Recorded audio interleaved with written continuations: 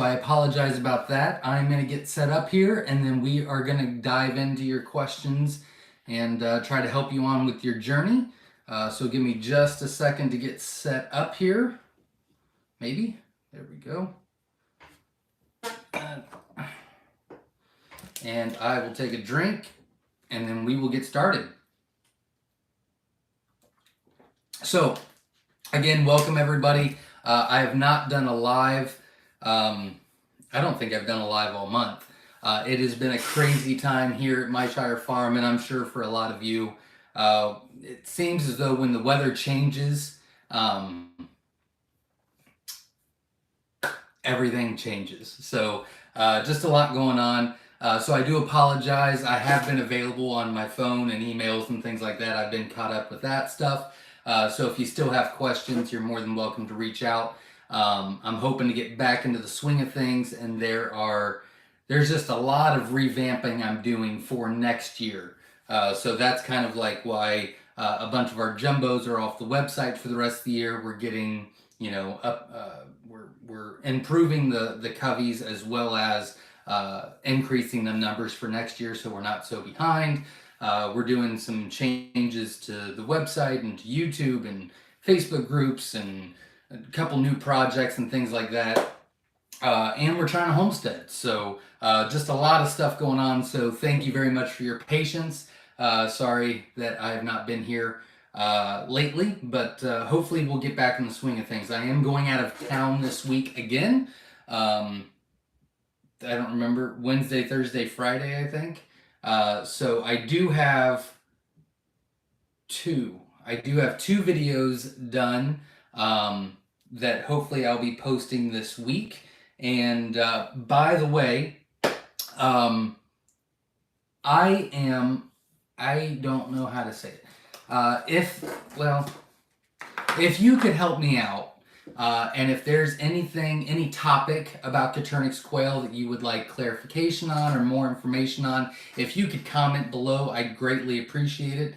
I will try to write those down. Verna and Ed Got Bait are blue on the screen on the comments. They are my moderators here on YouTube. And if you could help me write those down and then send me the list in case I miss any. But mainly I'm looking for topics that you are interested in and that could help you on your journey. I'm trying to get something together and your feedback would be greatly appreciated. I think that's really it. Just a lot of stuff going on, and I'm missing a lot of cool videos we could be doing, but it's just one thing after another, you know what I mean? So, gotta take care of stuff before I can do videos. So we'll get into it. Again, this is a live Q&A. Usually I do this every week. We've been doing this for years. I have been absent all month, but how it works is we do a couple fun things here on Sundays, and that is, it's more of a community setting, so I read all the comments, or I try to read all the comments. So if you want to let us know where you're from, it's always interesting to see where all the quail people are at in the world. It's kind of cool. Also, if you've hatched any eggs from us this week, or if you've hatched any eggs from us and have not let me know what the hatch rate was, let me know. I'll update our records. We are currently at a 72.8% hatch rate on shipped eggs for the year. So that's not too bad at all. And obviously ask your questions. That's why we're here. And we want to help you on your journey with Coturnix quail. Like I said, Ed and Verna are very knowledgeable, as well as a lot of other people that are on here. But usually if you ask a question, they'll answer in the comments section below yours before I get to it, because I get a little bit behind because I ramble, I guess. So you can always see that, but I will get to your questions and we'll answer that as quickly as possible. And I've got a lot of fun stuff planned, but we're not there yet. So it's just going to take me a little bit more time, but I'm excited about it. And obviously support the channel by hitting the like button. That would be absolutely awesome. Let's get into the question, shall we? So Joseph is in the house, says, hi there. I recently ordered a batch of pharaohs. I was wondering if they would be able to breed together or if they are too closely related. If you ordered wilds from us, they are, you wouldn't have to worry about that at all. We've got multiple cages 3, 6, 9, 12, 13. Somewhere around 13 right now, but we're switching out our breeders.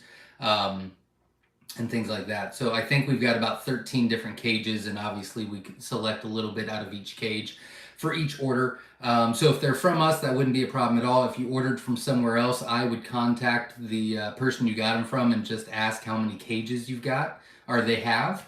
And go from there. S.O. Swanson is in the house. Welcome from the Mississippi Delta. Welcome. Glad you're here.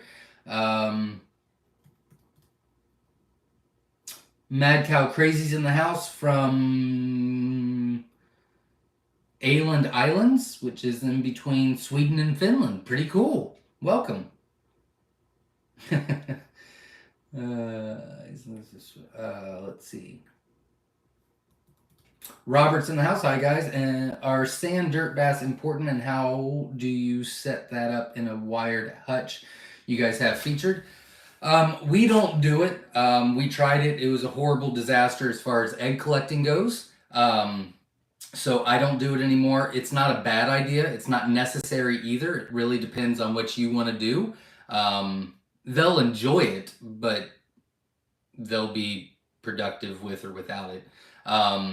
Usually you'll just put a little, like our rabbits, they have one of those little mats on there, so they've got the wire bottoms. But the little mat gives them a little place to get off the wire on their feet. You could do something like that. Put a little sandbox in there or something like that. You could do that. There's a lot of different options on Facebook. Check out the Newbie Quail Lovers Facebook group and just ask the question in there, and you'll get plenty of pictures of other people's setups. So you could easily do that. I do know a lot of people kind of put plywood at the bottom of just a little section and cut out the wire so that they have the wire, and then they've got the plywood where they can add the sand and the dirt and things like that. It's not necessary, but they will enjoy it. They'll love it. Feather Connections Homestead's in the house. Welcome, glad you're here. She's got a lot of stuff going on her farm. She's doing extremely well, so congratulations with all the new success. In fact, Linda put out a class. We're going to be posting a video about it. I took it. She wanted me to get my feedback on it, and I was interested in it as well. It's very well done. We're going to give you a lot of information about that, but Feathered Connections Homestead is doing that, and they're having massive success, pretty much sold out the rest of the year, and they just started. I mean, it's really taken off. So if you're into quail for profit, stay tuned on the channel for this week because Linda will be coming on the YouTube channel to explain what it is, where to go, how to get more information, and all other really cool fun stuff. So stay tuned for that. Ruffled feather. Uh-oh.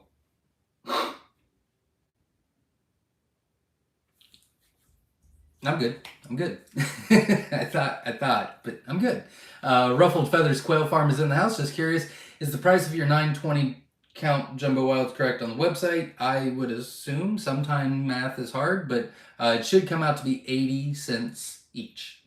Jumbo wilds are 80 cents a piece, 80 cents per egg on the website. The rest of the jumbos are 70 cents per egg. Mixes are 50 cents, and then everything else is between 60 cents and $1 an egg. That's how I do it on the website. Mad Cow Crazy says, deleted my text from earlier. I said I'm going to bed because it's almost 2 a.m. here. Just too tired. Have a fun show. Well, thank you very much for showing up. I appreciate that.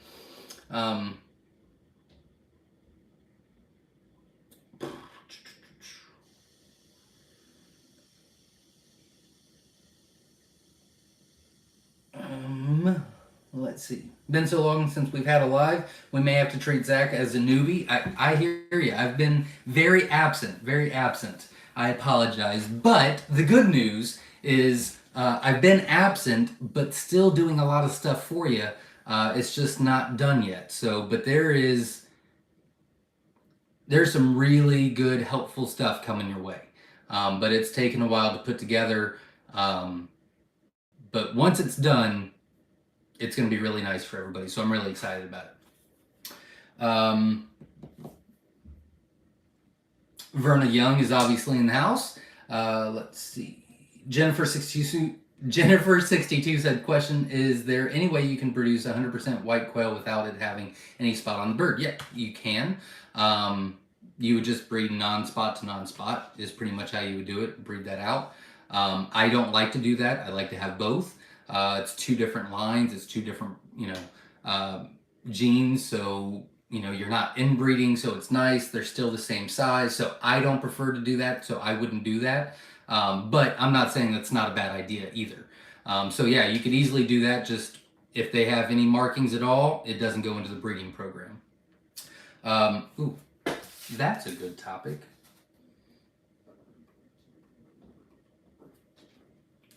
Hold, please.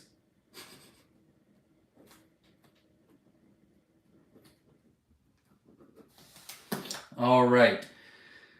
Let's see. PJ's Family Farm is in the house. I'm so relieved. Hi, all you beautiful quail people. Well, welcome. We're glad you're here. Met a lot of you guys at QuailCon this past year. That's really exciting to be able to put face to names and actually meet everyone. That was really cool. Dominique is in the house from Arkansas. So glad to have a live one again. Hope all is well, Zach. Yeah, it's so after QuailCon, usually it's busy for a little bit of time and then I get in the rhythm, but this year this is my busy times. So between now and January, I'm replacing every bird, every quail in the entire quail building, in the entire quail barn for next year, because we replace our males twice a year and we replace our hens once a year. Well, this is the time where we replace everything at one time. It just works best for us. So we've got that going on. I've got 3 side projects for next year for everybody out there. That's going to, hopefully this is going to help educate and encourage and enthuse everybody about Coturnix quail, as well as continue to grow a community. And that stuff is taking quite a bit of my time lately. So everything's good. It's just busy, busy, busy. Takes a lot of energy out of me. But it's good. Once it's done, I think it's all going to be worth it. I hope it's worth it. Oxford Prepping's in the house from Pennsylvania. Welcome. We're glad you're here. Zaria04 is in the house. It's been ages since I could attend a live. It's been ages since I've had one. So welcome. We're glad you're here. Michelle J's in the house from Payson, Arizona. Glad to see Sunday is back on. Absolutely. Unfortunately, I don't know if we're going to do a live next Sunday. I think we are. But there's a possibility that we won't, because I am going out of town again this week. And I'm going to all kinds of states. I'm going to, dear Lord. So Ohio, Kentucky, Tennessee, Alabama, Arkansas, Missouri. I think there's another, Indiana.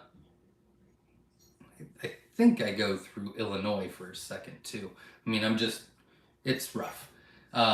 But this is the last time I'm traveling. I cannot wait until that's done. And I'm excited about going. It's important things that I'm doing. But I'll be happy to get back on the farm, get into a rhythm, and start busting some stuff out. Because it's really hard to be here for a week, leave for a week, be here for a week, leave for a week, and just everything's mumbo jumbled together. So I'll be excited when this is all done. But I am very excited that I get the opportunity to take this trip as well. Jesse Mills is in the house. Welcome. We're glad you're here. Ed Got Bait is in the house. Welcome. I visited him just a couple weeks ago when we were going to Homesteaders of America, and we stopped by and visited with him for a while, and glad I got to see him again. Zaria04 is in the house from Richmond, Virginia. Again, welcome.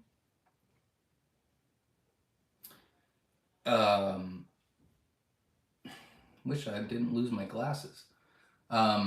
Looks like Zach hasn't changed much. A little bit, well, not much. Yusuf is in the house from Massachusetts. Welcome. How's everybody doing? Wonderful. It's weird. Very well, very well. Equalizers in the house. Do you hatch all year long, and how many chicks do you hatch per year? Oh dear God. Yes, we do hatch all year long. Most of our hatching is between the mid of September to the end of, no, I'm going to rephrase that. Most of our massive hatching, like massive hatching, is between mid-September to mid-January. But we do hatch out all year long, and it would be tens of thousands. I mean, yeah, tens of thousands. The good news is, not that anyone asked, but I'll tell you what the good news is. The good news is Gigantor 2.0 is getting started to build. It's getting started to build. It's starting to get built. That sounds much better. Let's go with that. It's getting started. Oh, I messed it up again. We're starting to build it. Whew. 2 weeks from Tuesday is when we're going to start on that project and start ordering the parts and start measuring and all kinds of stuff like that. So that's pretty exciting. We did do the math Friday, and it's going to hold, I think, 9,900 quail eggs. So that's kind of fun. Now we need more lockdown space. We're also going to be redoing one of our cages. We're also going to be building, I think, 3 more brooders. 2 of them are going to be the same. One of them is going to be something different. So again, I've got a couple of projects for all of you that's going to take some time. And then I've got, the farm and the homestead and switching everything over to winterization. And that's taken a lot. And then we've got a lot of stuff I want to get done in the barn because we get busy and busy about the second week of January. And I don't stop until, as far as busy goes, until beginning of August. But even then, it's still busy. But then I've got QuailCon around the corner. So it's just it's a nonstop thing until never. Because then QuailCon ends and now I have to get all this other stuff done. So, but this is the time where it's a lot of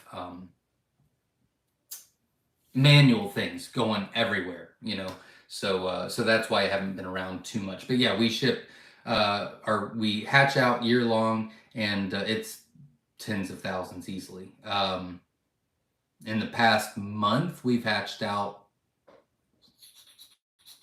I don't know, 6,000. Between 5,400 and 6,000. And then next week we're putting in another 2,000. So I mean, literally tens of thousands, which sounds crazy. Let's see. Cena Renee's apartment stead is in the house. Welcome. We're glad you're here. PJ's Family Farm said, Misty Zach, welcome back. Well, thank you very much. Aaron's in the house. Welcome. Glad you're here.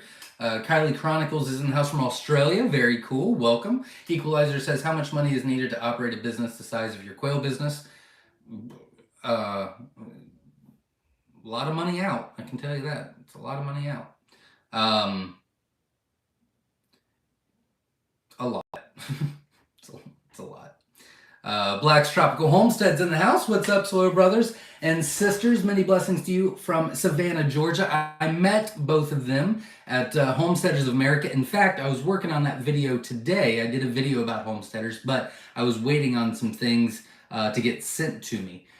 So I put that video together today. I have to add 2 more spots to it, but that'll be posted hopefully this week as well. Again, I'm going out of town, which really messes my whole system up. Yeah, we did a video with them. They do some really cool stuff. Their website and everything is going to be on the video as well to check them out. But they do a lot of really cool stuff. It was really cool meeting them. So welcome. I'm glad you're here. Sage Wolf 1975 is in the house, as well as Anne, I'm sorry. Welcome. Glad you're here. Oxford Prepping says, rats are ripping my cages apart. I hear and feel ya. We actually had a rat problem this year, and we are eliminating that as we speak. I think we've got 9 of them. 6, 7, 8, 9, maybe 10. So yeah, we've had that issue as well. And there's really not a good way to do it, because I was thinking about doing a video on it, but really it's just putting traps out and staying diligent, and we've got a little 22 in there, so we go after them, but there's not a good, clean way to do it. Natasha's in the house from New Zealand. Welcome. A lot of international. Very cool. Welcome, everybody. Misty's in the house. Hi, all. First time here. Well, welcome. Hopefully you enjoy yourself. And if you have any questions, feel free to ask. Troy's in the house. Morning, Zach, from the land down under. Welcome. Glad you're here from Australia. Redneck Wine Diva is in the house. Welcome. We're glad you're here. Suggestion with example is bird injury, loss of feathers, difference in bully, mating, and molting. That's a very good idea. Verna or Ed, if you could write that down. I'm kind of behind, so I don't want to write that down. But if you will write that down for me, that's a great idea, and I will put that on my list. Bean Farm just donated $5 to the channel. I really appreciate that. That's actually going to our 18 and under contest, which we do the first Sunday of every month. I'll announce a new winner, and that 18 and under contest will win eggs from me, an incubator from all the donations from you guys. They win a cage from Wynola Ranch. They win a brooder from Dale's Quails. They win feed from Flew the Coop Farms, 100 pounds of it to get started. They win, dear Lord, I'm forgetting stuff. Whiskey Tango Farm donates a heat lamp, a feeder, and a water, I do believe, and an egg tray, I think. And let's see, Witch Doctor donates one of these. I actually have it here. And it's a bracelet, and it's a little QR code on it. You touch that to somebody's phone or something, and it's like, it's an electronic business card is pretty much what it is, but it's really cool. And it's really to get the 18 and under contest. It's to get the next generation involved with entrepreneurship, learning responsibility, homesteading, self-sufficiency. It's really just to motivate and encourage them and give them a head start, because it's important. It's important to make sure that they know that this is an option. Redneck Wine, so thank you very much for the donation. I really appreciate it. I did see someone donate as well, but it's not showing up on here, so when I get to it, I will thank you, but if I scroll down, I'll lose where I'm at. But whoever just donated, again, thank you very much. I don't know why it's not showing up there, but I do appreciate you. Thank you. Redneck Wine Diva, love the name, from Southeast Texas. Welcome. We're glad you're here. I don't think you're talking to me. Let's see. Take care of the business. That's priority. Absolutely. Misty's in the house from St. Helens, Oregon. Welcome. Glad you're here. Impatiently waiting to order eggs from you. I hear you. If you're waiting on the jumbos, January 1st, but I got to get caught up this year and improve the line. And I've got to increase. I'm increasing the jumbos 12 cages. So that's 1,200 more hens. That's not 1,200 more hens. That's not right. 12 cages would be 840 hens. That's correct. To what I already have, because we can't go on that 14-week wait, 16-week wait. We can't do it anymore. So I got to get caught up and improve the line as well as increasing the numbers. But thank you very much for patiently waiting. Impatiently.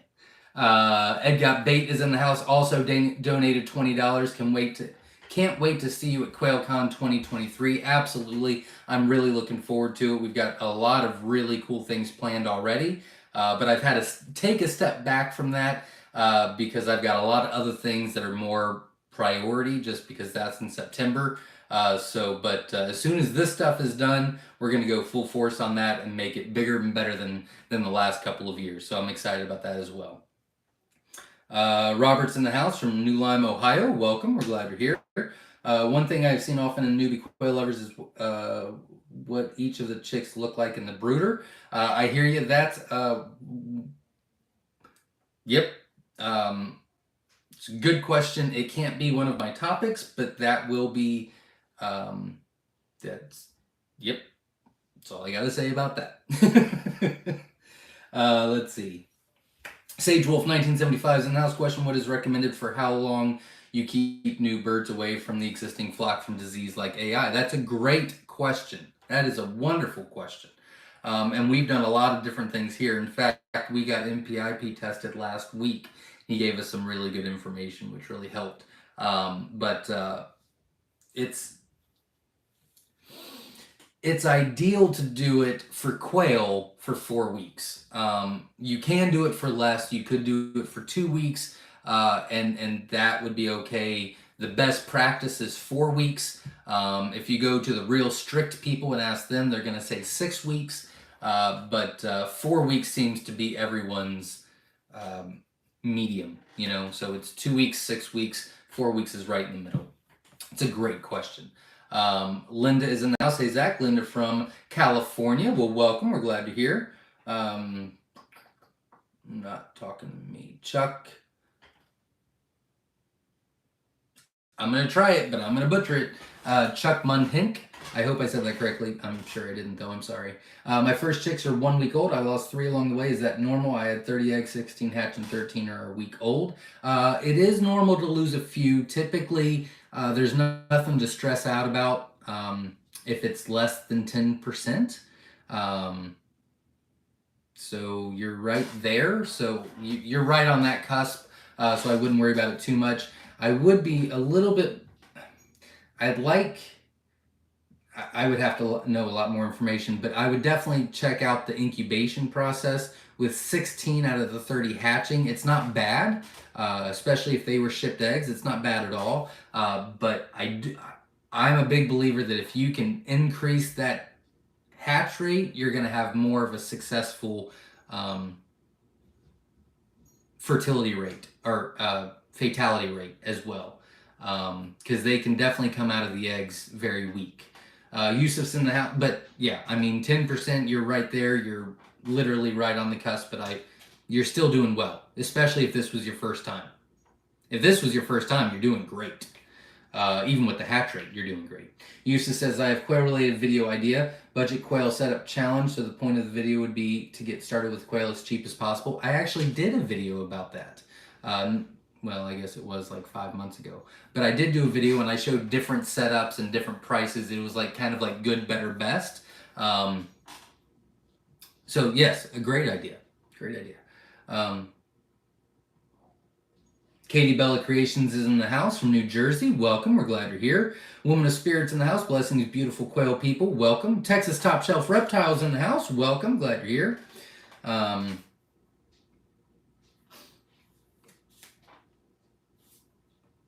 Joseph Hill is in the house. Awesome. Thank you so much. I did order it from you guys. No issues with the eggs. Wonderful. Thank you very much. The Grazing Farmstead is in the house. Good evening, everyone. Greetings from Southwest Missouri. I'm looking forward to promoting a hatching opportunity soon. There you go. That's awesome. Best of luck to you. And I'm very happy I was able to meet you at QuailCon as well. In fact, you gave us some really good ideas, so I'm really excited about that to implement those as well. The Journey is in the house. The Journey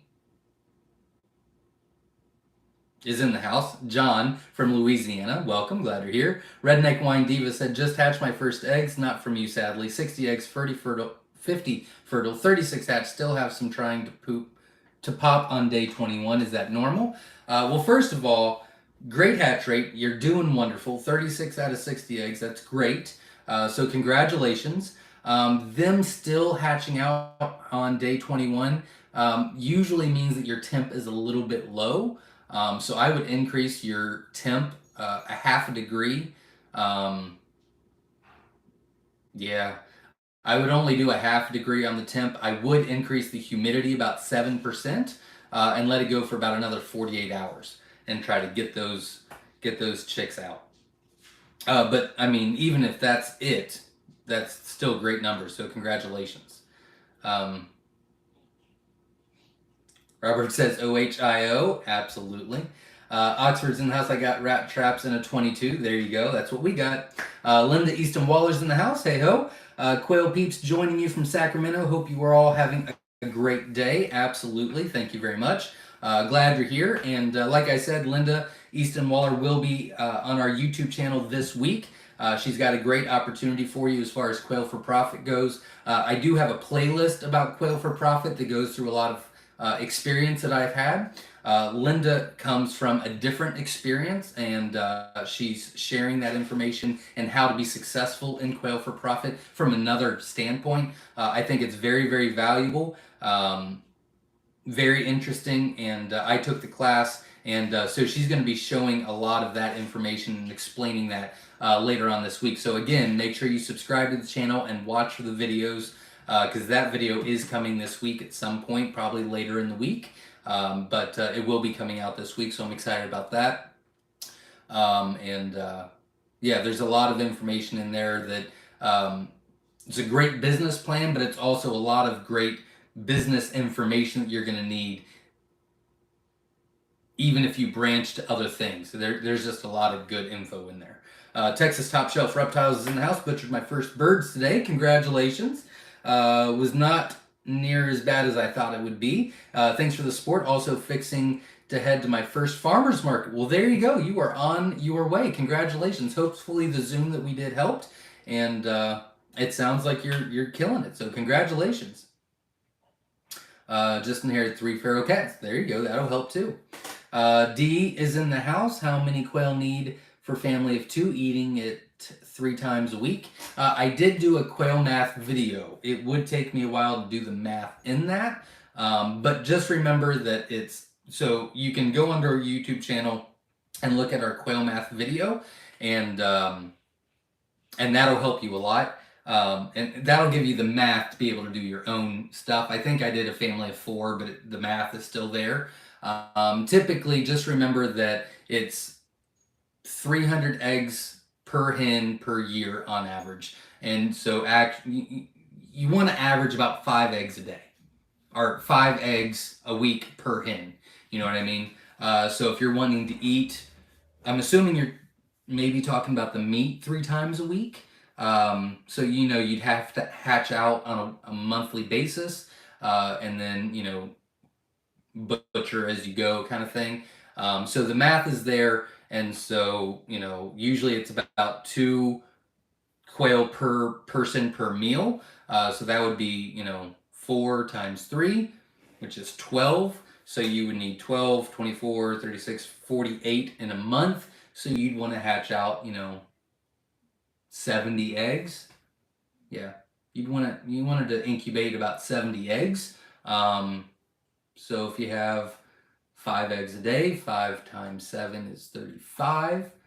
So you could do it in 2 different hatches, and that would work. So, I mean, you could do as little as 5 hens. Probably 10 to 12 would be better. But if you're incubating extra, you can always add more on. I'd watch the video. The math will help you a lot more. Let's see. Again, if you can support the channel by hitting the like button, I'd greatly appreciate it. I know I have not been available as far as on social media. I have actually been a lot faster on my getting back to everybody on texts and emails. I'm pretty excited about that, but I've been very absent on social media. So I do have to get back into it. I fully understand that, and I want to. I mean, that's one of our passions here, is to help educate, encourage, and enthuse. But sometimes you just got to take a step back and say, let's get our house in order first, let's get this done and this done. Let's get a plan for next year. And, so, well, I won't go into anymore. You know what I mean? Let's see. Feather Connections Homestead says, video ideas, how to keep water from freezing in winter in non-insulated sheds and outdoors, or best systems for winter water systems. I do have 2 good ideas. That's a wonderful topic. If you, Verna, or Ed, I don't know who's writing them down, but if one of you guys will write them down, I'd greatly appreciate it. I would be writing them down, but it's going to take me much longer, and I am like 30 minutes behind on comments. So I'm going to keep going, but that is a very good topic, and I will get that on the list. Robert says, I just joined Newbie Lovers this week. Wonderful. We have quite a bit of groups on Facebook. We've got Newbie Quail Lovers, Self-Sufficient Quail, Quail for Profit, Quail in the Kitchen, Quail Call. Feel like I'm missing one. Sorry. But we've got a lot of them. And they're all great, and they all have different purposes, so that you're not, you're not in the newbie group and you're wanting to know more about the quail business side. You can go to the Quail for Profit group, and that's strictly about that. So that's kind of nice. But the Newbie Quail Lovers group has got, it's very important to me. And it's doing great. So I'm glad you joined. Samuel's in the house from Indiana. Welcome. I'll be going through there Wednesday. Wednesday. Samuel from Indiana says, appreciate your work. Well, thank you very much. How long can you wait before you incubate, and what is best process? It's a great question. I will give you a short answer, but the better answer would be to go to our YouTube channel, scroll down on the main page. It's going to say like top playlists or whatever. And there's a new to quail and what I need to know, but right underneath that should be the hatching process. That should help you quite a bit. But long story short, it's better to do, once the eggs are laid, you've got 7 days before there's any effect. So you're good to go. Between 7 and 10 days, you lose about 5% fertility. So it's still not awful. After that, you start losing about 7% a day, 5 to 7% a day. So then it starts dropping out dramatically. So 7 days is the best process. 0 to 7 days of laying, put them in the incubator. If you have to go 10 days, you're going to lose a little bit, but not the end of the world kind of thing. But those two playlists are, I think, would be really good for you. Check those out. They're very short videos, but those videos are going to give you more information than what I'm going to remember to tell you right now. The Grazing Farmstead says my jumbo white hatch was 63%. I will write that down. Thank you very much. 63%. My own jumbo wild was 64%. Oh, that's yours. Which is down from the early summer, which I thought was odd. Can't explain the decrease in overall hatch. So that's a very good question, and still not too bad. Still not too bad at all. But make sure that if you have an incubator, you're checking that out. Because, my philosophy is all incubators lie. Well, when the weather changes just a little bit, it really affects the incubators, as far as insulation goes, as far as, things like that, because it's just a different environment is really what it is when the seasons change. So make sure you account for that. So like, for example, 2 weeks ago, we actually increased our temp a half a degree on all of our incubators because it takes a little bit more. And then we also put something around them. Even our GQFs, we put a little blanket around them to help insulate them just a little bit because of the cold drafts and things like that. So keep that in mind. That might not be it. Might have just been the way it went, but that's one thing to think about. Woman of Spirit says, well, my quail are getting ready for Halloween. When will be a pirate, eye patch and all? Yeah, I hear that. I've had those before. Black Tropical Homestead says, was great seeing you at HOA, Zach. Absolutely. In fact, when I was doing the video, I was going, I watched our entire little interview process. It was a lot of fun. And so I can't wait to get that posted. I've just been waiting on some things that people were supposed to send me. So talking about sending me things, look what I got in the mail today. Susanna Bennett reached out to me and said, hey, I just really appreciate all the stuff that you do for the community. And she made all of these nifty pot holders. And she sent one, not a group, a pair is the word I'm looking for. She sent a pair to each family that lives on the farm. And there's different colors and things like that. I thought that was super nice of her. So hopefully she'll reach out to me because you know me, I didn't write down anything and I didn't save her number. So hopefully if you're on here, please reach out to me. We'd really like to say thank you in person. And my wife and Papa the Builder opened them without me being there and came down to the barn and was like, oh my God, look at these awesome things. And I was like, yeah. And they were like, oh, why? And I said, they were just really nice people. And they're like, well, why didn't you tell me? I was like, I don't know why I didn't tell you. But everybody's super excited about them, loves them to death. So that was really cool. And everybody on the farm is super excited. In fact, yeah, they're kind of fighting over them a little bit. But there's plenty to go around. So thank you very much if you're on here. Lee's Quail is in the house. Lee's Quails is in the house. Welcome. Glad you're here. Oxford Prepping says how to preserve wings. Okay, that's not one that I would think about. That's not bad. We'll write that down on the topics as well. Ed got bait or Verna.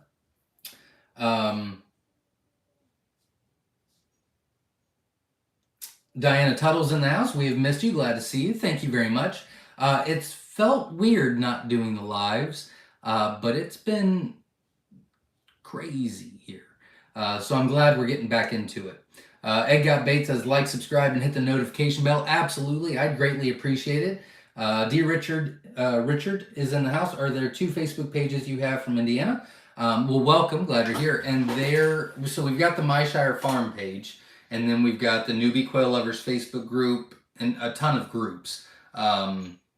Quail Call, which is kind of like the stage above Newbie Quail Lovers.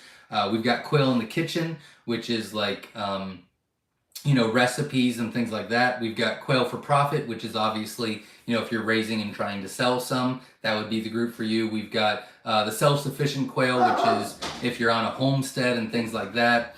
It kind of joins everything together. So we've got a lot. We've got a ton.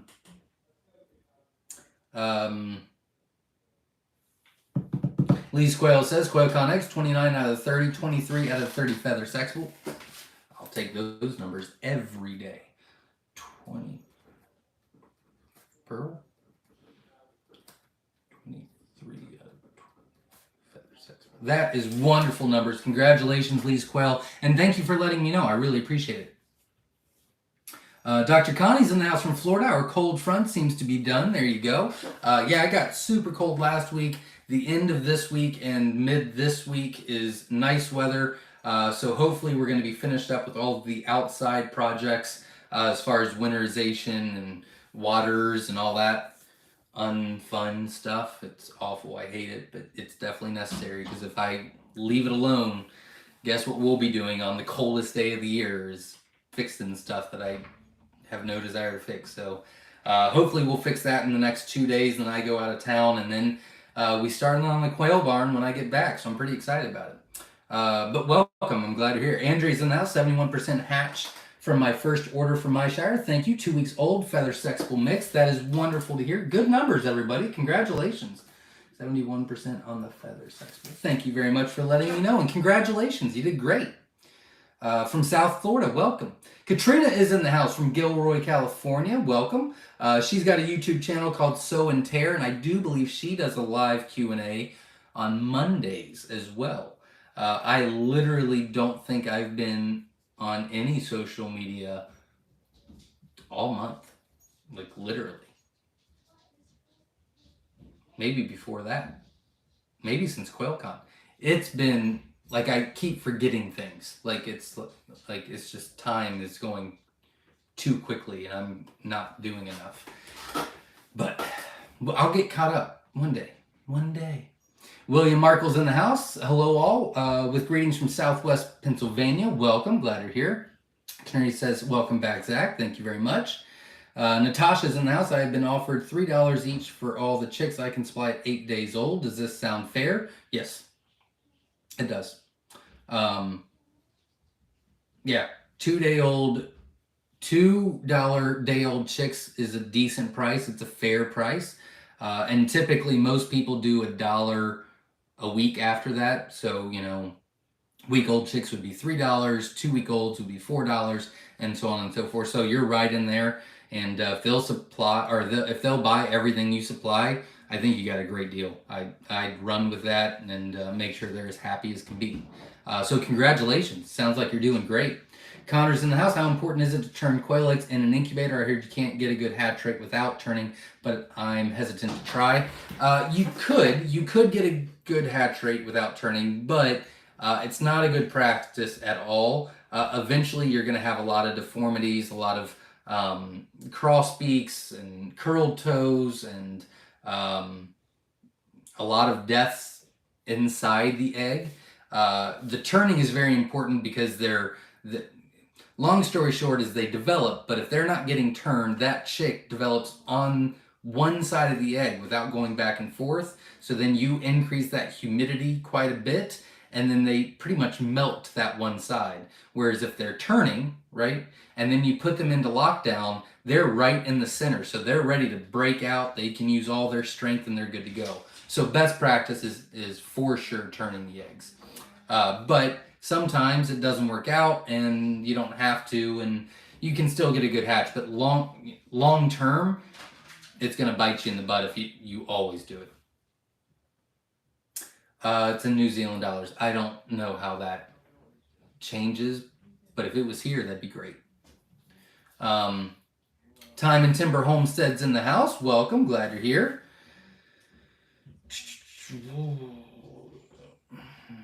Where in Indiana? I have no idea. I have no idea.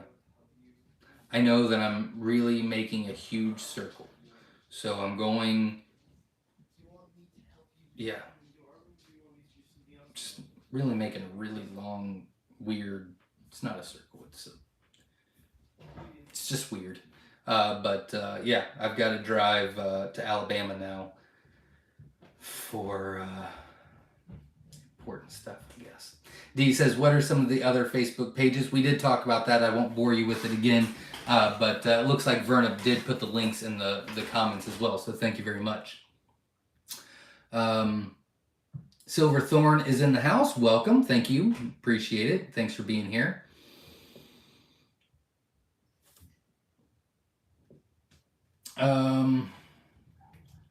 David Cochran's in the house. First time joining the live. Well, welcome. Hopefully I'm not disappointing you.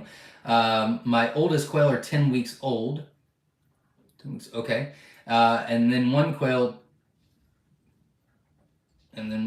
two quail, I have 30 meat jumbo rooster waiting to grow out to be eaten, 24 Celadon, and 18 6-week-old jumbos. You got a lot going on. Your oldest is 10 weeks old. You got 30 meat jumbo roosters. That'll be nice meals. 14 Celadons and 18 6-week-old jumbos. That's great. Sounds like you're set. You're doing great. Congratulations. Robert's in the house. First time I'm planning to start with quail in the spring. Welcome. We're glad you're here. If you have any questions, feel free to ask, and I will get back into the swing of things, I promise. So we should be going live every Sunday. I might miss one next week, of course, but I will get back on track, and then it won't be this week and it won't be next, but I will start doing lives on Tuesdays. And we'll get into that, and that'll be more of a rapid fire Q&A. I won't read all the comments. It'll just be as quick as possible to get your questions answered. So that'll be coming as well to get you ready for spring quail. Ashley Miller's in the house. Welcome. I'm glad you're here. You've been tremendous help getting started. 27 jumbo eggs in lockdown, day 16. Awesome. They should be hatching out starting tomorrow. So best of luck to you. Gutros Urban Homestead is in the house. Hey y'all, glad to see you, Zach. Thank you very much. Thanks for showing up, and glad I got to meet you. Redneck Wine Diva says, holy cow, that's a lot of eggs. It is. It's a lot of work, but definitely needed, and you definitely don't want to do it in spring because it's crazy. So this is the time to do it for us. Beam Farm's in the house. Thanks for coming back. Thanks for being here. I appreciate it. I didn't know how I was going to go. I was like, maybe everybody forgot about me. So I'm glad you're here. Thanks. Robert says, might be done. What is lockdown? That's a great question. So when you incubate eggs, there's always exceptions to rules, right? But long story short, Turnix quail have been so domesticated for so long that you need to incubate their eggs. They won't go broody on them. Again, there's exceptions to the rule. But, so you incubate the eggs. For the first 14 days, that's the incubation process. So that's when they're turning and this, that, and the other. Oh, there's Hank the cow dog. Just barging in. And then you put them into lockdown. You change the percentages of the humidity and things like that. And that's called lockdown. That's when they start hatching out. But if you are interested in hatching out quail at some point, I would highly recommend checking out the hatching process playlist on our YouTube channel, and that'll go through all kinds of stuff. In fact, Verna and Ed, if you could write down a topic called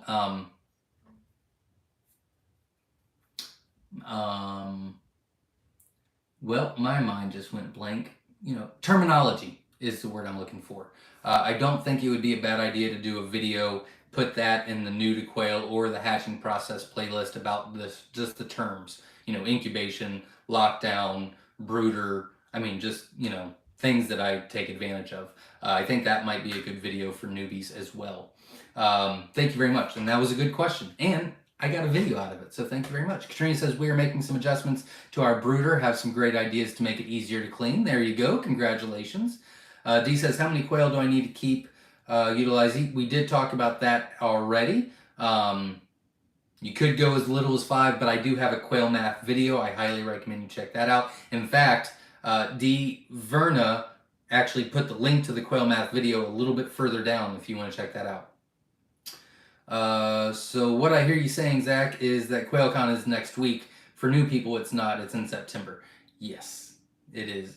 There's a lot of stuff going on. But we've got a lot of really cool stuff getting planned for the beginning of the year. And once that all is out and ready for the public, then I'll go full force on QuailCon. Garrick Landis is in the house. Just received my order of 50 eggs from you guys. Lockdown is tomorrow. Congratulations.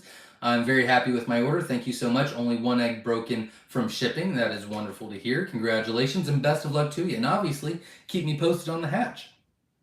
Edgar Bates says, Zach, you need to clone yourself.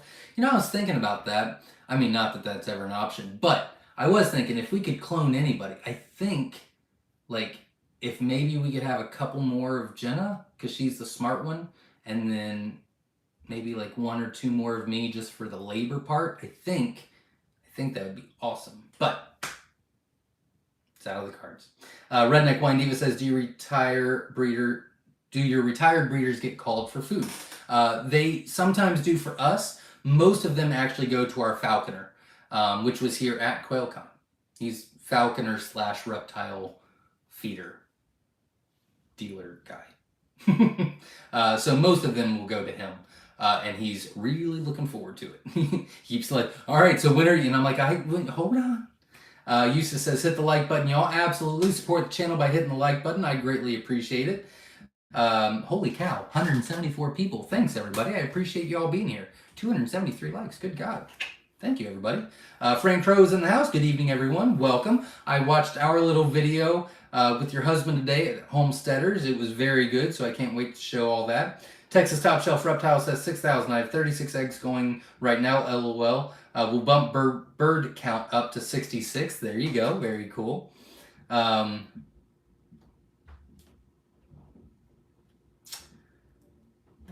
Let's see.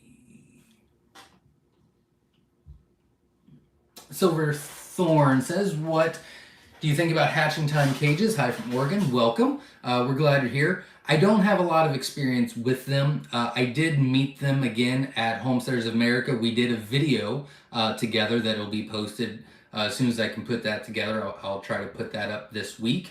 They have a lot of nice stuff. I don't feel comfortable sharing my opinion because there's no opinion. I don't have an experience opinion. I just have an opinion, and without having the experience, there's really no reason to share it. But I would recommend maybe going to the Newbie Quail Lovers Facebook group, posting in there, and you'll be able to get people's opinions about it. Maybe, pictures of their setup, see if they like it, see if they've changed. I just don't have enough information. But they're very nice people, I can tell you that. It's Our Abundant Life is in the house. Welcome. Glad you're here. William Markle says, when it comes to calling or aka sending to freezer camp, any advice? Even sending a dozen seems to take a long time. Any tips? Well, if you're calling for so if you're calling for dog food or reptile feed or falconry feed, I have a video called, I forget what it's called. But it's a video, and it literally shows how you can call within seconds. It's very, very quick, and I can't remember for the life of me what that video is called right now. I apologize. Yep, can't think of it at all. But I did do a video just a few months ago about how we butcher. And we have an assembly line. I've got the kids there, and I've got George, and I've got Jenna, and we've got a whole line. But we can do about 2 quail a minute is what we came down to. But we skin, we don't pluck. That takes a lot of time.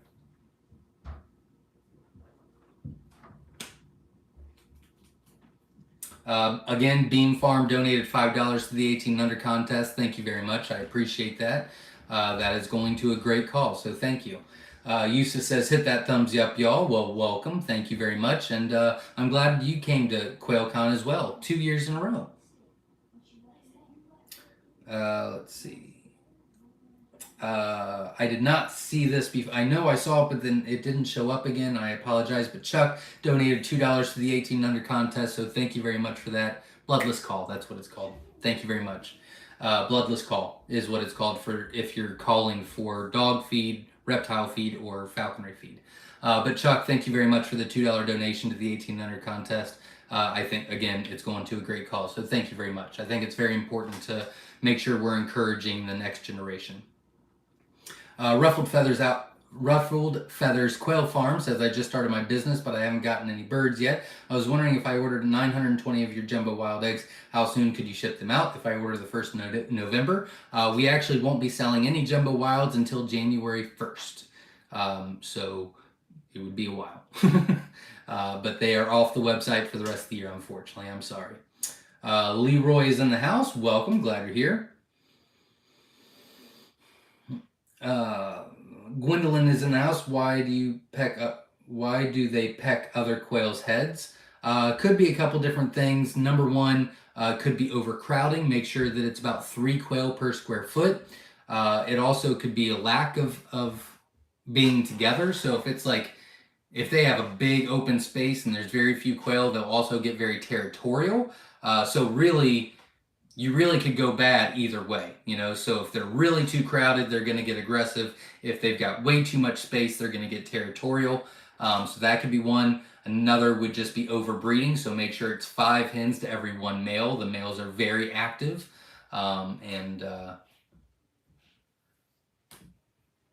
Those are usually the 2 biggest. I mean, there could be multiple, but those are usually the 2 biggest. Witch Doctor's in the house. Welcome. Glad you're here. Glad I got to meet you at QuailCon as well. Ed Got Bait again donated $20 to the 18 Under contest. Thank you very much. I appreciate that. Obviously, goes to a great cause. Patty says, are you taking reservations for January? I am not.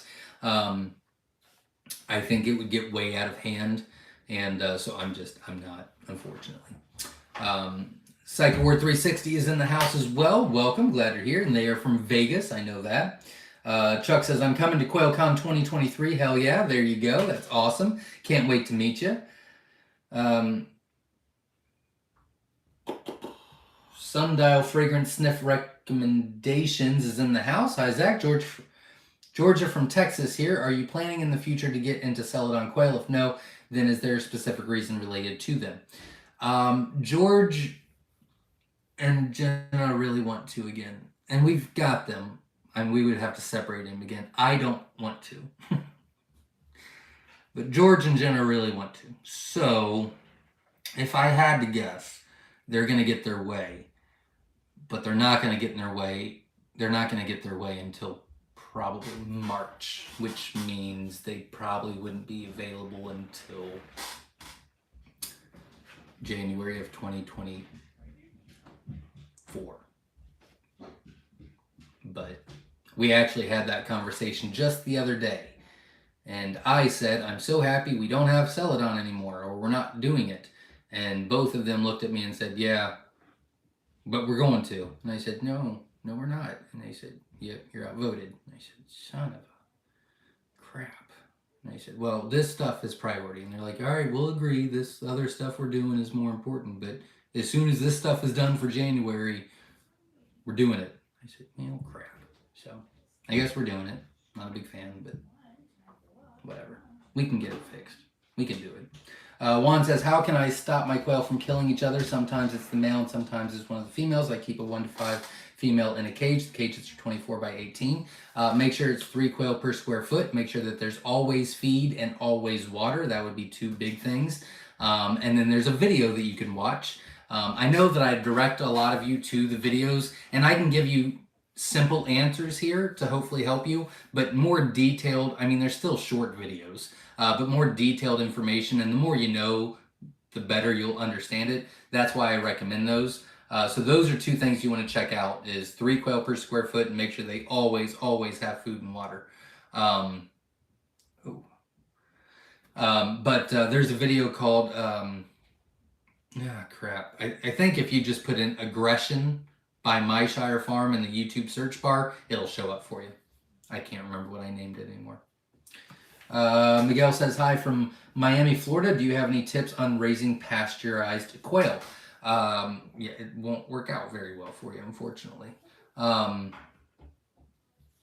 mean, I guess you could put them in tractors. You could put them in, quail tractors and move them. You could do that. They'll be a little less productive for you, but, I mean, a lot less feed. They'll lay longer, and, I mean, they won't lay during the winter. I mean, it's, it's not a horrible idea. It's just, it didn't work for us. We tried it. It went fine. They didn't die, but, they get spooked very easily. Anything that comes up to them, and then moving them every day. So we were only getting, I think we had like 10 hens in there, and we were only getting like 3-4 eggs a day. And we just got a big family, so it didn't really work out. I like the idea of it, but didn't really work out too well for us. Glenn Wells says, hello everyone from Southeast Missouri. When people give their hatch rates, can you also get what incubators they're using? Thanks for the quail journey. That is going to be starting in January. Yeah, I think that's a great idea.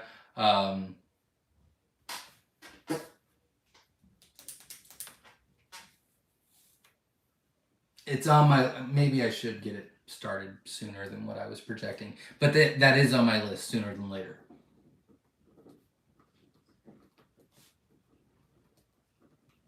And I did write that down. Thank you. It's a good idea.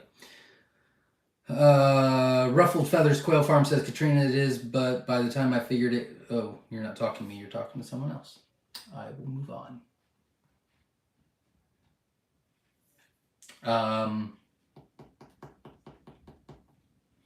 S.O. Swanson says, if y'all can spare the click, please hit the thumbs up. 158 watching, only 54 likes thus far. Let's make Zach happy on this live.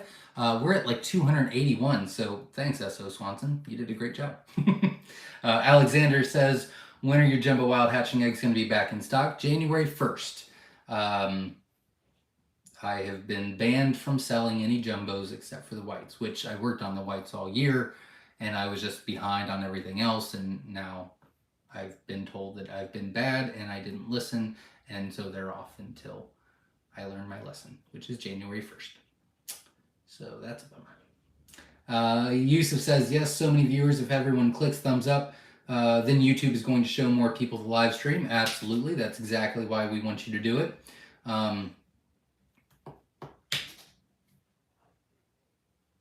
187. Yeah, we're 150. I've lost some people, but that's all right. I get it. Aaron says, how old should the quail be before removing the blue paper towels, returning them to wire floor? We do 1 week. Most people are more comfortable doing it 2 weeks. So 2 weeks is fine. You'll need to switch them out. So switch the blue paper towels out after the first week. Otherwise they'll start getting balls on their feet, and it's disastrous. So if you're going to leave it on there for 2 weeks, switch the blue paper towels out once. But we take the blue paper towels off at 1 week old, and they do fine. But a lot of people think that they're still too small, which I did too, but then we experimented and we were like, oh, no, they're fine. Cool. So, Chris Derry Rose Elrod's in the house. Good evening. Just wanted to let you know that I had 22 live births from 30 eggs and 18 still alive after a month. That is wonderful to hear. Congratulations. Chris, if you're still on, Chris Derry Rose Elrod, if you could let me know what kind you ordered, I would greatly appreciate it. But that's, again, a great hatch rate. We've had some 29 out of 30, 23 out of 30, 71%, 63%, 22 out of 25 is what you would have ordered. So that's high. I mean, great percentages tonight. I love it. Thank you very much for letting me know. Another drink. out of the rhythm of things with my voice. Trini says, oh, Zach, I think it's been since you've had a live. I got my small egg producer certificate. No issues. No having to bug them. Also, surprisingly, no inspection for small home producers in California. Very interesting, but congratulations. That's huge success, and that's great. Congratulations. I remember when we did it many moons ago. Jen and I were just, I mean, that's a huge accomplishment. That's a huge step forward. So congratulations. That's really cool. Chuck says, I've been successful just by watching the videos. Thanks. Well, thank you very much. And we're going to have a lot of videos coming your way as well. I'm actually I've got a lot on my phone. I just haven't put them together yet. But until I get more of the swing on the lives and can dedicate more time to it, I didn't want to start them again, which is why I really haven't posted that much. But when I do, I mean, I've got videos for a while. So that'll be nice. Yusuf says, what was the channel views record? I don't remember. Seahorsey Beth is in the house. Hi, all this from Southern California. First time here. Well, welcome. Glad you're here. If you have any questions, feel free to ask. That is what we're here for. Glenn says, a friend of mine just adopted a couple of kids and needed an FAA project for school. He wanted rabbits, but I'm going to mentor him with a project comparing both quail and rabbits. I will donate both. Very cool. Congratulations. And we've done something similar to that before. It's great. It's a really cool project. So congratulations, and I think you all will enjoy it. Jeff says, hello, Zach. Jeff from East Tennessee. 61 of the 125 fees hatched. The post office is playing too rough with shipments. Sometimes they do. 61, don't remember. I'm so sorry. Where are we at? 61 out of 120, which you would have ordered 110. Still not too bad. Congratulations. And yeah, I'm actually having a conversation with the postmaster tomorrow. Actually. Katrina says over 10,000 newbie quail lovers. Oh, I didn't even know that. That's awesome. Really excited about that. I'll have to check those out. I did see one of the groups. I think it's Quail for Profit. That's like maybe it's Quail Cause. I don't remember. They are getting up there. I need to check those out. I mean, that is on my list. I just haven't gotten to it yet. Ed tackles questions. Okay, great. Thank you for letting me know, everybody. Priske says, does the raised button area on the male quail's vent area get smaller from time to time? Was trying to vent sex. I thought one was female, but it was a male. No. No. They stay about the same. Yeah. No, I guess they do change. You're probably right. They do change. Redneck Wine Diva says, make sure to hit the thumbs up. Absolutely. Support the channel. I greatly appreciate it. Chuck says, I'm in New York and have some newborn chicks. Hopefully I can keep them going through winter with your help.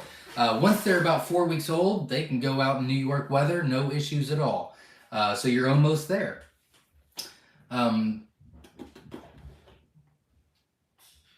Yep. Not a problem at all. Absolutely. Like the way you think. Redneck Wine Diva says, my husband says I've become obsessed. He's out of town, and every time he calls, I'm watching your videos. That's okay. That is okay. We'll be sending more videos your way. Hopefully even better.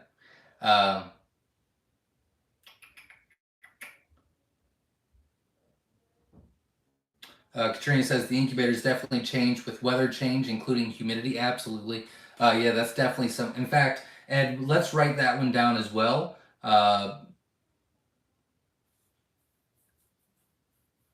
Maybe just put weather change, and I can add, incubators plus housing plus, other things that they can expect or not expect or look for.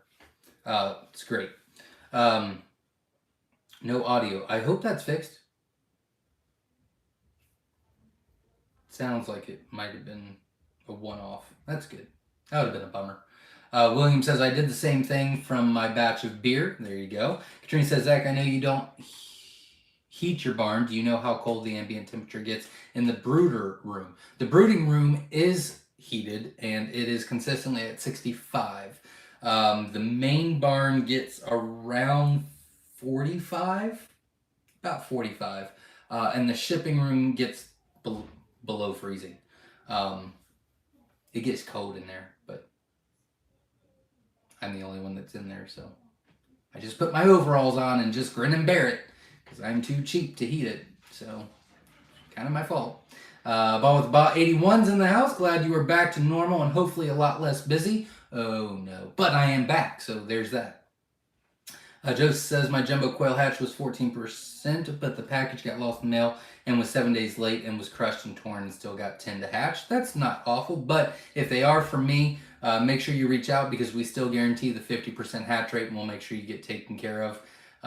So if they are for me, please reach out. My contact information is on the website at the bottom.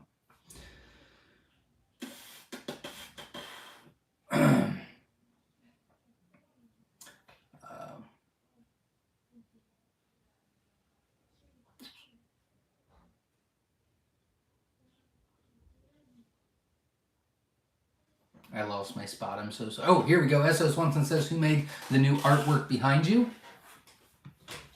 Oh, this? My son. Every time I go out of town, there's a new picture up there. It used to say, hi, Dad. And then it said, bye, Dad. And then there's an angry... I don't know what's going on. But he said, until I get back from my last trip, I can't delete it. So it's just still going. Getting really into it. You had peas in the house. I'm late. Hi, guys. Well, welcome. Glad you're here.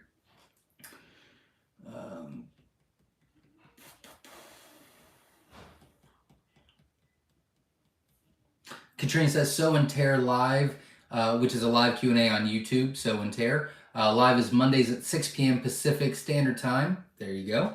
Redneck Wine Diva says, thank you, Verna. Oh, you're not talking to me. Verna also has a live Q&A Saturday mornings at 10 a.m. Eastern Standard Time, so you can check that out as well if you're morning people.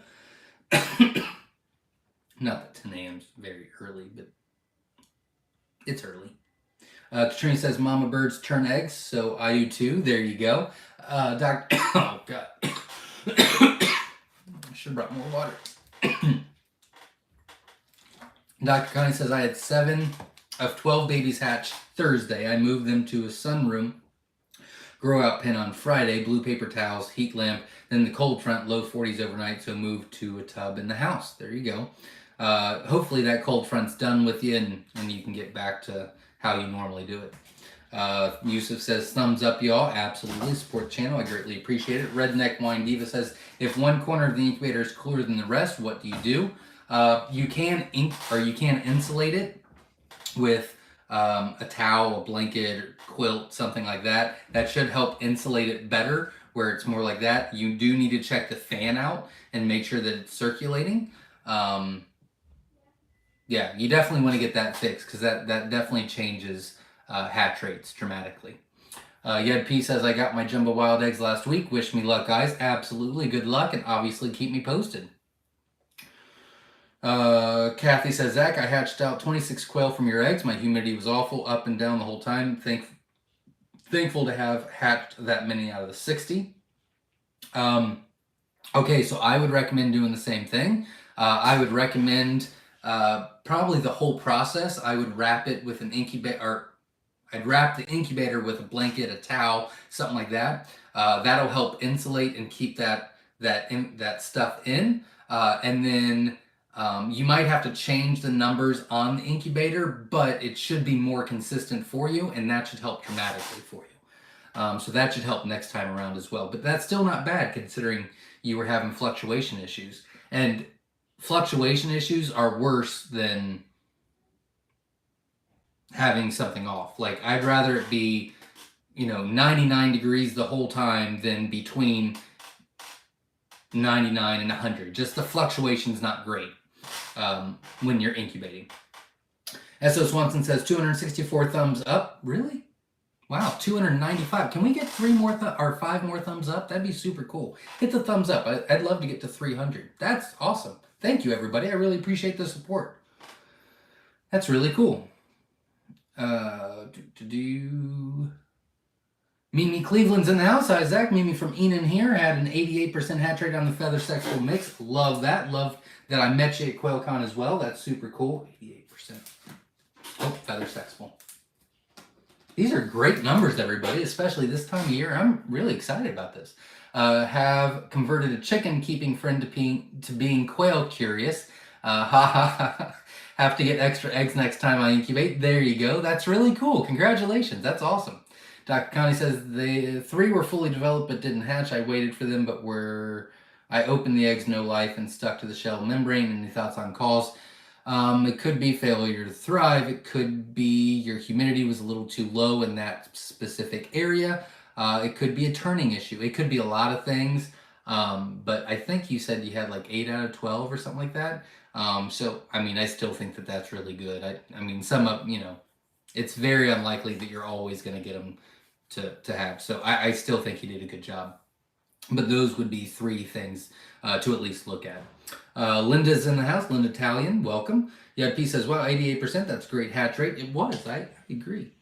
Katrina says, our phones tell us what to do, Zach. A lot of people got a notification a half hour before. All right, wonderful. Redneck Wine Diva says, not talking to me. Not talking to me. My birds waste a ton of feed, getting expensive. I'm using 150 to 200 pounds per week. Yeah. Yep, they can. We have, solid underneath the feeders, and we just scoop it and then scoop it right back in. And they go through it. We used to sift it, because, they poop right there as well. So we used to, put all the wasted feed in a bucket, and then it'd go through a sifter, and then one day I was just too busy, and I just put it in there, and I realized that they sift through it themselves. And I'm like, yeah, okay.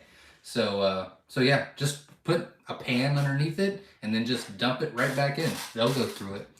Dr. Connie says, I started 16 more, 18 days before I anticipated a visit of one of my sons. So cute and fascinating, fluffy little babies. There you go. Congratulations. Jasmine Bass says, definitely have missed the lives. Good seeing everyone on here again. Absolutely, and welcome. I'm glad you're here. Feather Connections Homestead says, okay, now dinner is over. I can chat with all my homies. Missed you all so freaking much. How's everyone? Ready for winter? It snowed in Utah today, so not ready. Oh, that sounds awful. Ugh. Sounds awful. I'm not ready. I don't like the winter. George is awful at winter. I mean, my Lord, he becomes so unmotivated during winter. It's a process. But luckily, I've got a long to-do list, so we'll fix that. P says, anyone know what's the blue paper Zach used for the brooder call? It's the blue automotive paper towels. If you search that up on Google or Amazon or anything like that, you can go to any auto parts store, Advanced Auto Parts, Napa, AutoZone, anything like that. The blue paper towels there, they work great. They're a lot thicker, so they won't cause splay leg or anything like that. So there's that answer. And Ed, if you could also write down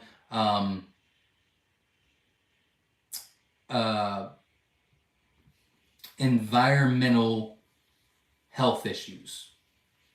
I think that would be a good one. Like, for example, splay leg, it's not really a genetic thing. It's an environmental issue. Curled toes, environmental, not genetic. Crossbeak, more genetic, but it could be a turning issue as well. But again, they could always, again, there's always an exception to the rule. I would say majority of the time it's probably a genetic thing, but it could also happen if it's not properly turning. Rhineck, environmental issue. I think that might be a good video as well. Redneck Wine Diva says, make sure to hit the bell and all notifications so you're notified of videos. Absolutely. We've got some fun ones coming your way, and some very informative ones. Blue shop paper towels. No, that's a better way to say it. Thanks, Jasmine.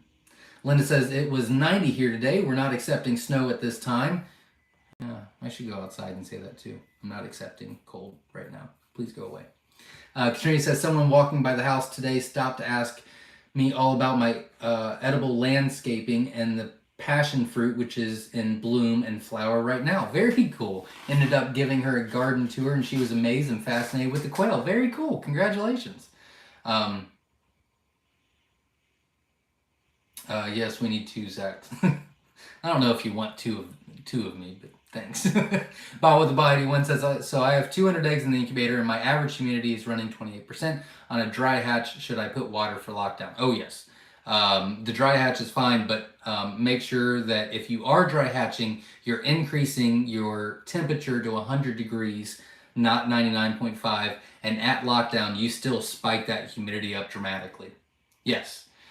Great question. Katrisa Clyde says, hi, Zach. Out of 50 jumbo wild eggs, we were able to hatch out 24 on day 19. On day 20, the humidity skyrocketed to 85%. We also had thunderstorms and power issues.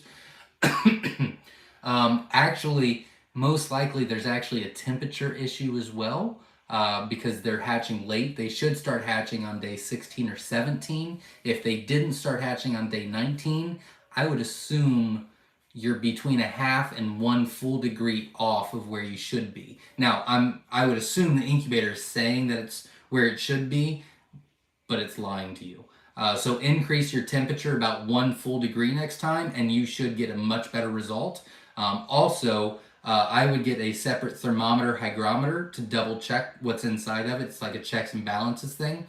And I really recommend the Govee. It's pretty cheap. I think it's like under $10. And it's pretty reliable. I really enjoy it. And you can also connect it to your phone to watch any spikes, and it evaluates everything. So I would check that out. Yusuf says one-on-one video calls each. Yeah, that's not going to be able to happen for a while. I'm sorry. Beam Farm says bloodless call is the video. Yes, it was. Thank you very much. Tab Nation Automations in the house. Ever put quail and a chicken together, or bad idea? It's not a great idea. I know of people that have them in the same barn on separate sides. Long story short, you might be able to get away with it, but the reason why you wouldn't want to do it and why it's not recommended is because all birds carry diseases, but it's a very low level where it doesn't affect them, right? So chickens are bigger than quails, so their low level is very high with the Coturnix quail. So if they would introduce a disease to the quail that doesn't affect the chickens, it can easily very, very well affect the quail. So that's why you wouldn't want to do it. That's why it's not recommended. But they could be in the same barn if they're pinned up on opposite sides. Or if the quail are up top and the chickens are on the ground. That would be okay too. Because the quail wouldn't get the chickens sick, but the chickens could get the quail sick. Very good question.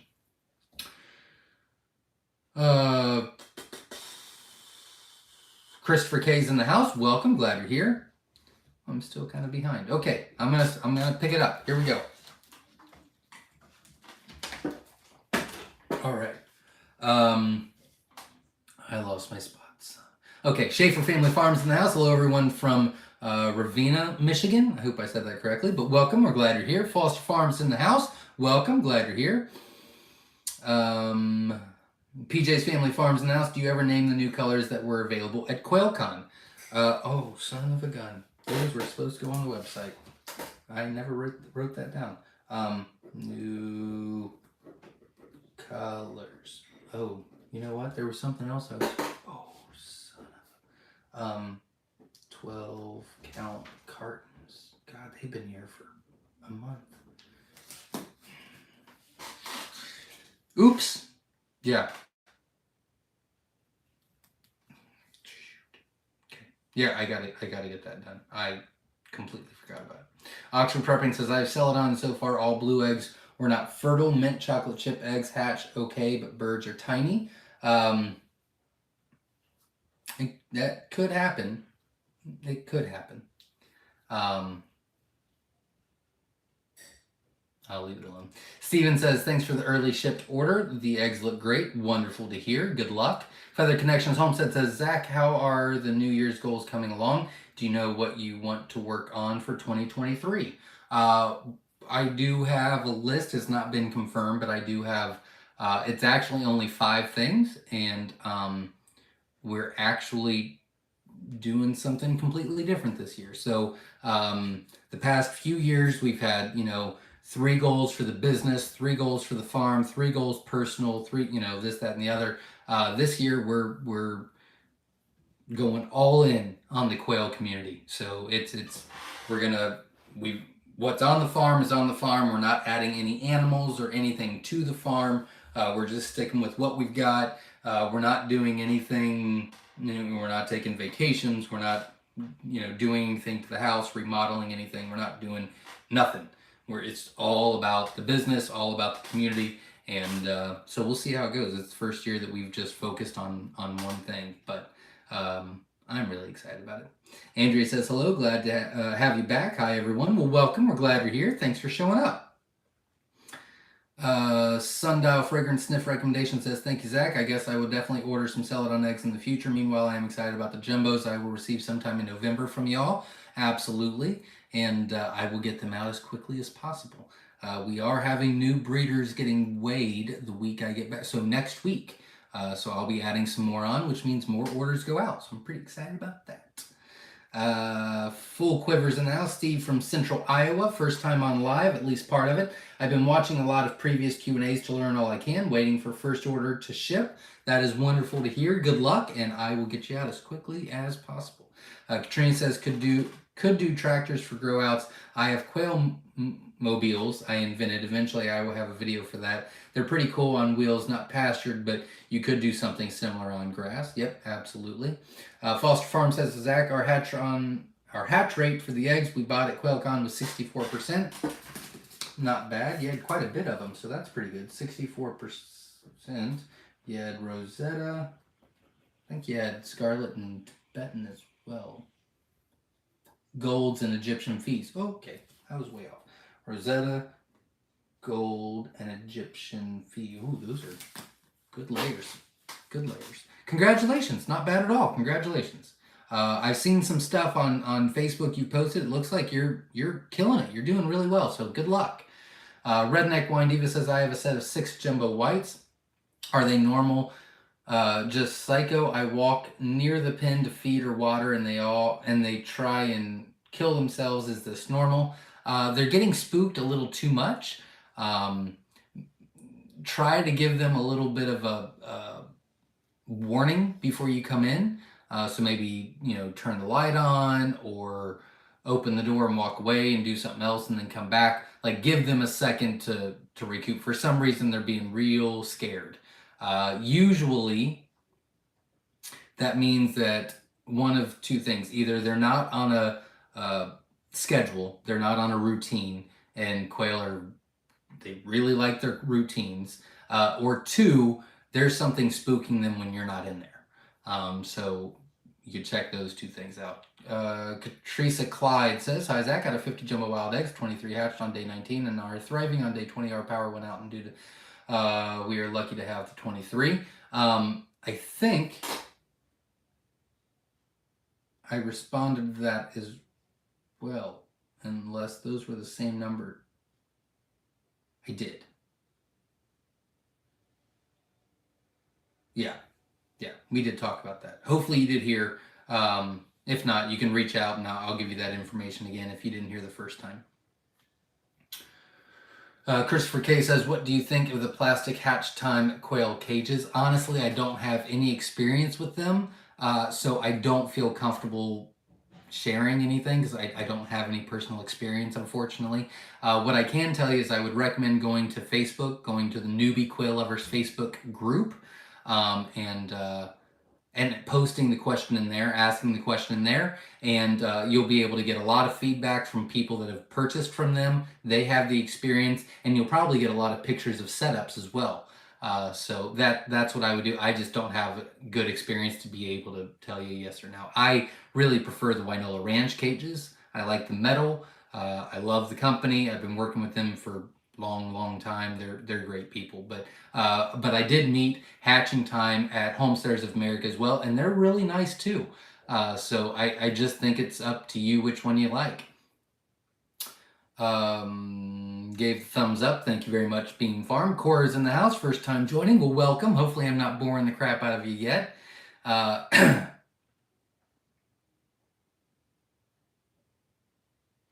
Yusuf says, Christopher K, in my experience, they are bad and worth 10 times less than they cost. There you go. I use the hatching time cages. I like them with modifications. There you go. Chris Dairy Rose Elrod says, I picked up a 30-pack of mixed eggs, 22 live birds, 18 still going strong. That is wonderful to hear. I'll write that down. Very cool. Congratulations. Great numbers. That's great. Thanks, guys. I'm unsure what cages to get. Any suggestions? I really like Wynola Ranch. They're at either wynolaranch.com or quailcage.com. You can also check out dalesquails.com. And he builds, those are wooden. They're smaller versions of what we have here pretty much. I mean, they're different, but similar. And then Wynola Ranch has the metal cages. Both of them are good options. You can check those out. But that's two options to look at. And then, you know, obviously get feedback and recommendations about hatching time as well. But I was pretty impressed with some of the stuff I saw at Homesteaders. Susie says, I got the jumbo sex links and I ended up with a cream white quail. Not sure if it was a different kind or albino. It's hard to say. If I had to guess, I would assume maybe there's an Egyptian fee in there. One was hiding the fee gene. Kind of sounds like what it was, but it's hard to say.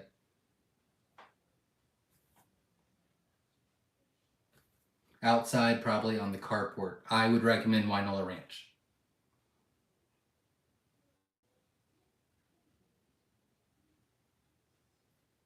Quail cause 4,756 people. Very cool. That's awesome. How much is... Oh, you're not talking to me. Foot size between snowflakes. I'm pretty sure snowflakes... I'm pretty sure bob whites are one quail per... I don't know. I haven't had bob whites in forever.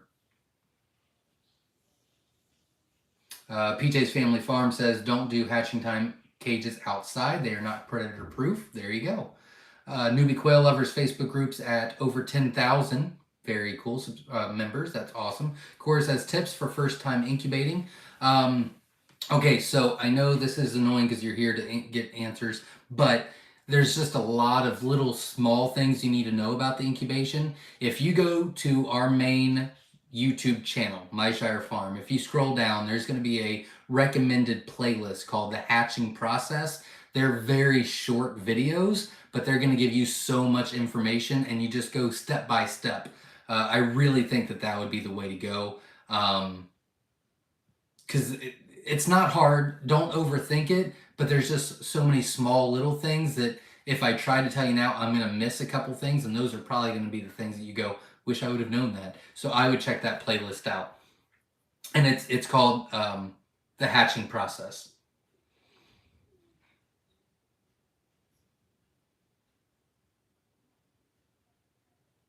One square foot per bird. That's what I was going to say, but I didn't know for sure. Cora says, just ordered my first eggs from you tonight. Very cool. I will get you out as quickly as I can, I promise. Christopher K says, thanks everyone for the cage tips. I saved the link. There you go. And yeah, Cora, good luck, and obviously keep me posted, and I'll get you out as soon as I can. Watchman Awakens says, hello, listening from Trinidad and Tobago. Well, welcome. Very cool. Glad you're here. Not talking to me. Partmanstead says, have a great evening, everyone. I enjoyed this live and looking forward to the next live. Absolutely. Thanks for showing up. PJ's Family Farm says, nice pictures on the whiteboard. Yeah, that's my son's doing. I think they're supposed to be me, but I don't know. William says, someone in my life asked for quail advice. I told them to watch your whole channel. What else can be done when I'm asked for advice? They can get part of the community. I mean, I like that answer. They can get part of the community. Obviously, my contact information, my cell phone number, as well as my email is on our website. They can check that out. But they can be part of the community on Facebook, join all the Facebook groups, read the posts, ask questions. It's an inviting place to ask the questions. There's no dumb questions. And that usually helps a lot of people as well. Because those are questions that they might not think of asking, and then they saw it and they go, oh, yeah, I probably should know that too. So that would be another avenue to go down as well. Watchman says, doing my first hatch out now, and my incubator gets too hot in the day and temp drop too low at night. What should I do? Yeah, insulate it. Put a towel, well, preferably a blanket around it, and that should help your incubator control itself and stabilize better. Christopher K says, what is a good predator-proof cage? If you go to supplies, the playlist on our YouTube channel, I think it's like quail supplies and reviews or something like that. There is a Myshire Farm edition cage from Wynola Ranch, and it is predator-proof, and it's awesome. We actually have them here, and we use them, and they're awesome. Awesome, awesome, awesome.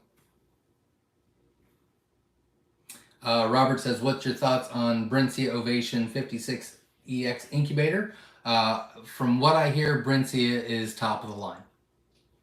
I don't have experience with it, but I am planning on getting one. But I don't have experience. But from what I've heard from customers, I've heard Brincia is a great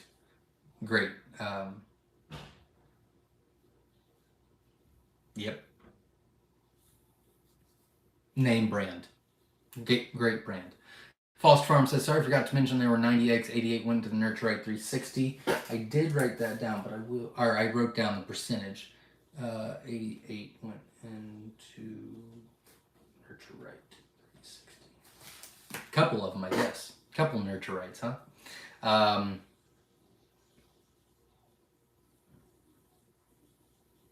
Watchman says, no, it's not near a window. I have it under a table near the center of my living room. I would still wrap it with an incubator or with a blanket, and that should help insulate it better.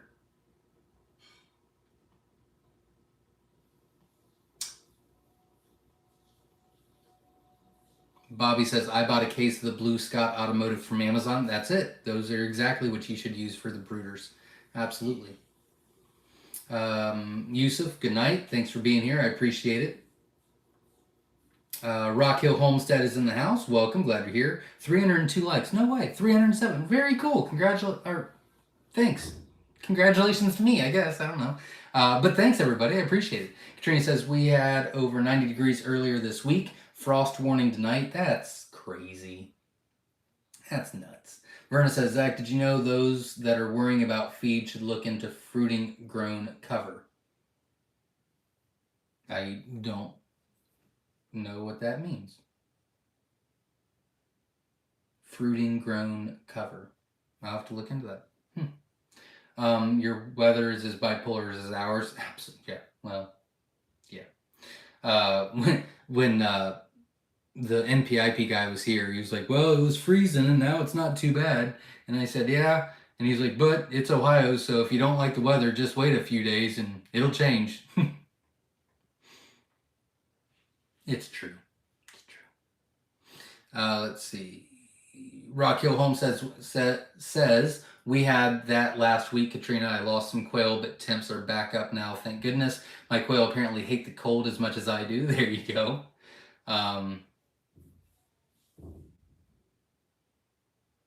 Any new data on the avian influenza? Yeah, so as far as Ohio goes, there's not been an case of it for 4 weeks, but it got really, really bad in September, like ridiculously bad.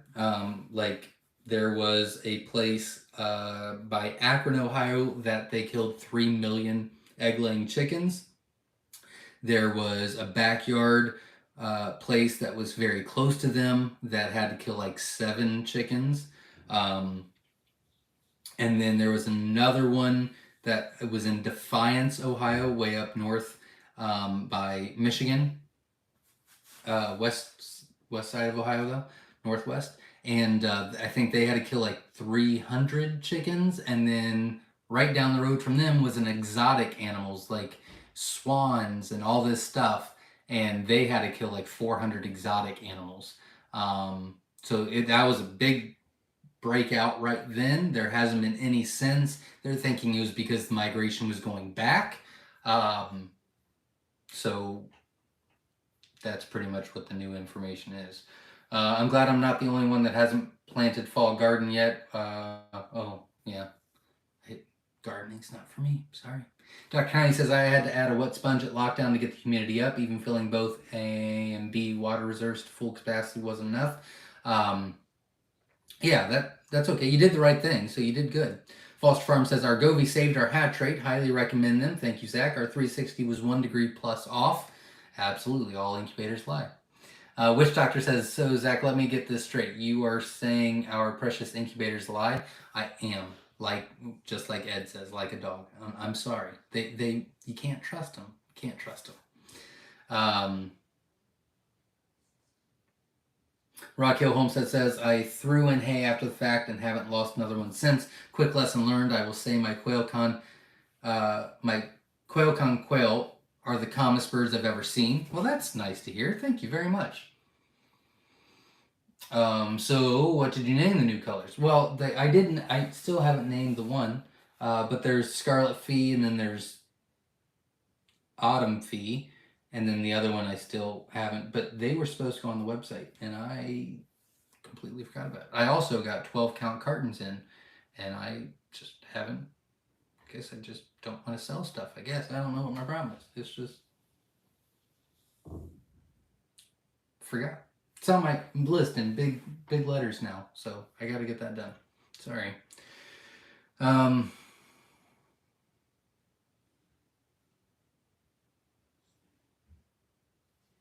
PJ's Family Farm says, how are the piggies? I just had 14 born between day before yesterday and today. Very cool. They're all doing great. She had 6 of them. They're all doing great, and yeah, they're doing great. Kind of doing their own thing, which is really nice. Haven't had a bottle feed them, which is real nice. PJ's Family Farm says, thanks. We had 16, but 1 gilt from each batch passed away. Sorry to hear that. 2 of them, 2 sows. It's a lot of babies. Rock Hill Homestead says 14 is the magic number this year. LOL. That's a great drop, PJ. There you go.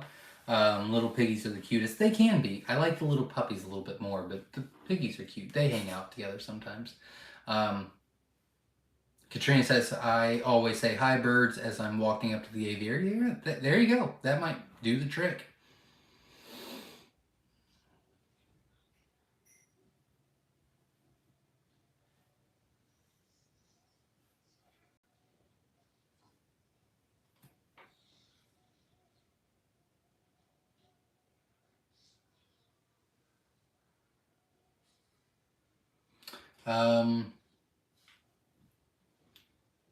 Oxford Prepping says, not a fan of Winola cage. I keep mine outside. That would be fine for indoors. There you go. It's always good to give more than one option. Oh, I'm not talking to me.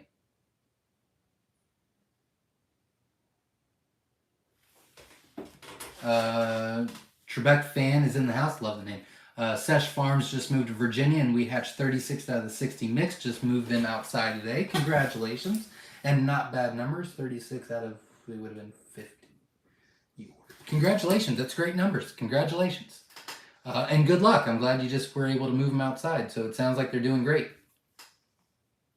If you're joining Newbie Quail Lovers for the other Facebook groups, make sure to answer all the questions so you will get accepted into the group. There you go. Trebek Fan says, I had a better go last time in Pennsylvania, but the humidity was being finicky. This go something to watch for next time, though. There you go. See, lesson learned.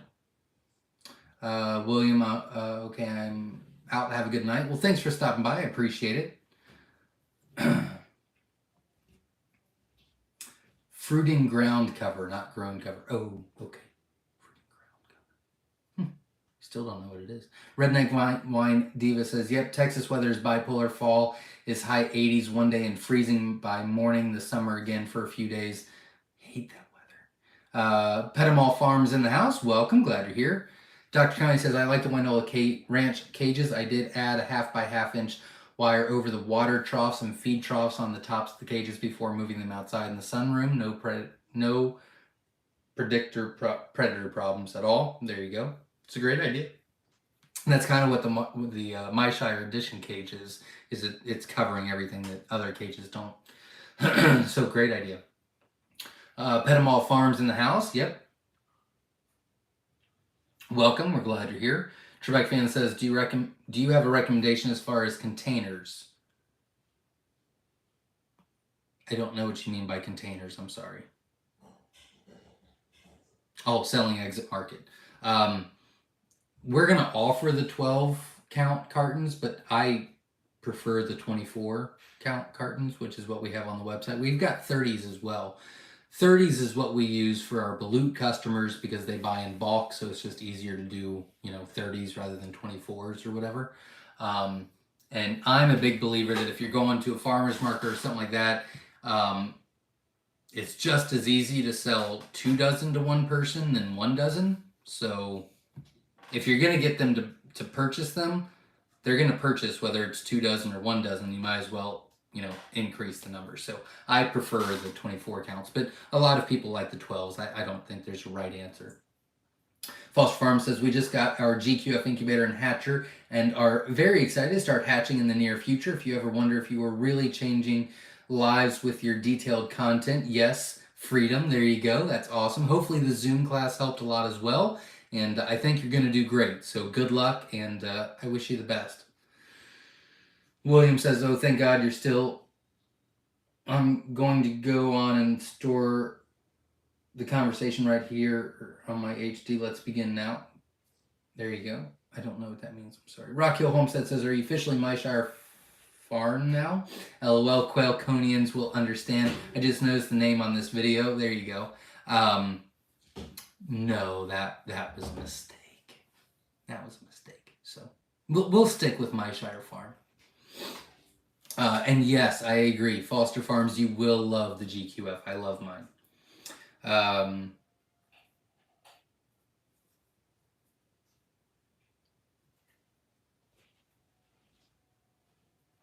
Daniel Pagan Salgado, I hope I said that correctly, says, hi Zach, I ordered rare color mix eggs from your website. Is there a long wait on those? No, they'll go out either this week or next. The past couple of weeks we've had breeders get their stock in so they can start getting ready for next year. So like, for example, last week we still got orders out, but there was a 3,000 egg order count that I had to ship out, and then this week's a 2,000, and then next week's like a 1,500. So it just got a little bit behind, but I mean, I'll be fully caught up by next week with the color side. But that's normal. I mean, this time of the year, usually October is when a bunch of the breeders will contact me and say, okay, I need a crap ton, egg ton.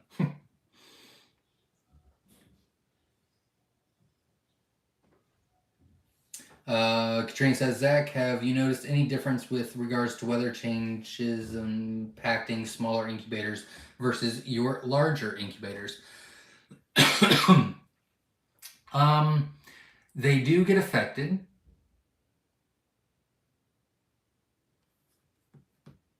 I would say, and I haven't done the research, just my experience, I would say they get affected the same amount. It's harder to adjust on the bigger incubators. Wrapping your smaller tabletop incubators with a towel, blanket, or something like that. But then when you've got those big ones, you've got to, control it better, and, it's harder to control those. So I would say they're affected by the same amount. It's just harder to change one than the other.